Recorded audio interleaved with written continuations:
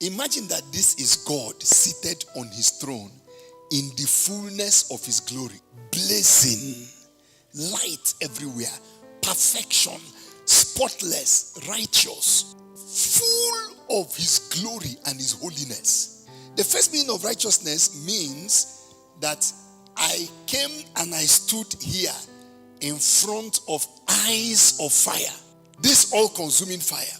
I came and I stood in front of him, and he looks at me in his infinite perfection, and he says, justified.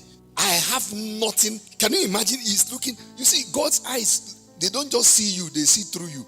So imagine that he sees through me. He sees through my cells, sees through my mind, my personality. And as he's looking at me, he does not find anything to condemn me for. I stand in front of him as if I never sinned. He looks at me as if it was Jesus who is standing there. Can you imagine Jesus standing before the Father? Will the Father see anything wrong inside Jesus? Will he have something to condemn Jesus about? Absolutely not. But now this is not Jesus. This is Ferdinand, who is in Jesus, standing before the Father now.